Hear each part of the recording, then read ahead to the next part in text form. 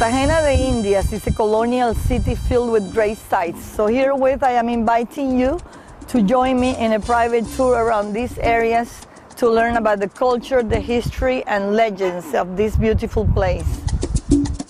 This hill is called La Popa because when the Spaniards were approaching the bay, they found from afar this hill looked to them like the stern of a ship, and a stern is popa, is what we call popa in Spanish. So they started calling it like that. Looks like La Popa, La Popa, La Popa, and we have kept that name since colonial days.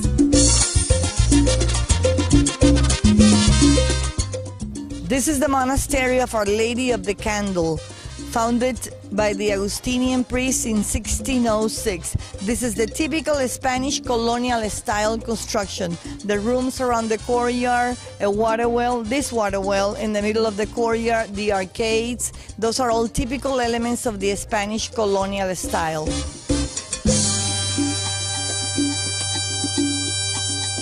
We're now at the chapel of Our Lady of the Candle. The interesting thing in this place is the altarpiece. It is not the original from this place. The altarpiece here became totally deteriorated. They couldn't recover it when they recovered the whole place. So they brought this one from another convent in the old city, from Santa Clara's convent. That's why Santa Clara is up there at the top. That's Santa Clara. So they placed in the middle the image of Our Lady of the Candles. Remember, she was the one who inspired the priest to come to Cartagena and found the monastery and the chapel we're visiting right now. The altarpiece is in wood and the gold layer is 22 karat gold leaves. Very well kept, as you can tell.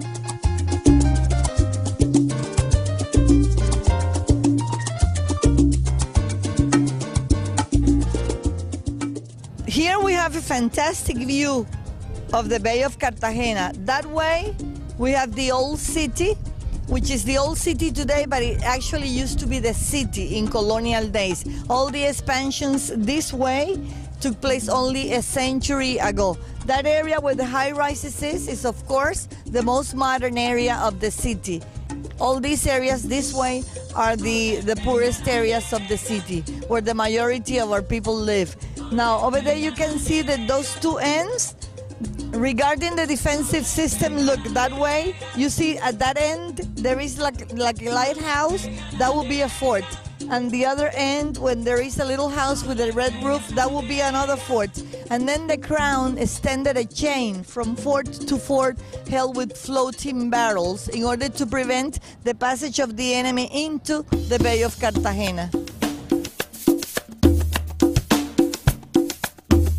This is San Felipe de Barajas Fort, the largest fortification built in Latin America by the Spaniards in colonial days. It was built after the city was attacked several times, especially after Drake's attack. That was a really ferocious and violent attack. It was when the Spanish crown became aware of the necessity of fortifying the city, then they started here. This highest part here that we call the bonnet was the first part to have been built 1656. After the French attacked the city and took the city in 1696, they expanded it that way. And after that, then the British Crown sent an expedition of 186 vessels and about 23,000 people, and they almost took the city. They finally did not take the city, but they represented a threat. The Spanish Crown realized that the city had weak points that they needed to reinforce, so they expanded the fort even more that way. All together, they took more than 100 years to build this fort.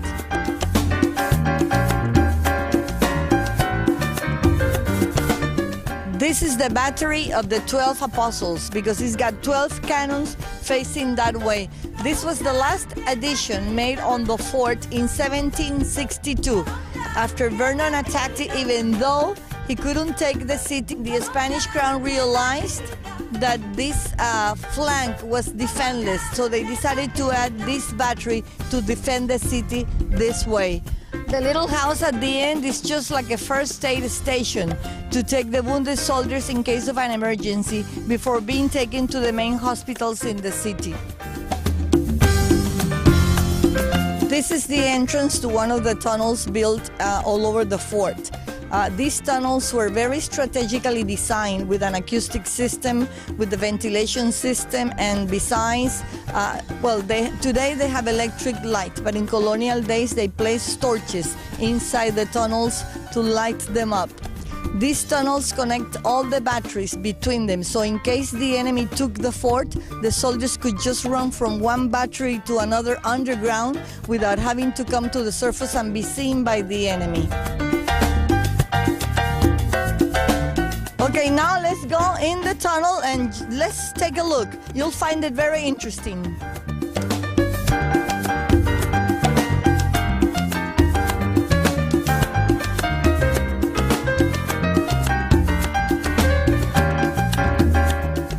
These were the cells where the guards stood guarding the tunnel. They're all over the place along the tunnel.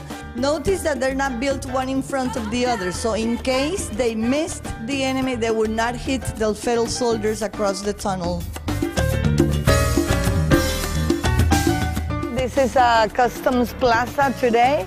This used to be the commercial plaza in colonial days.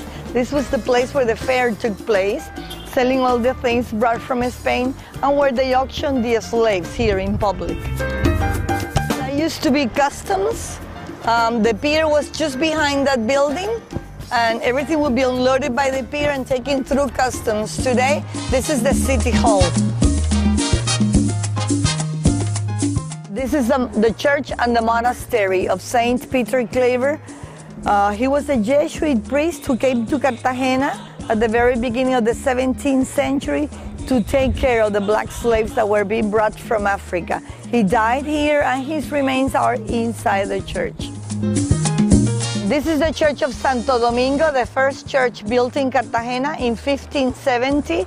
As you can tell, the tower is crooked. It was the devil that kicked it.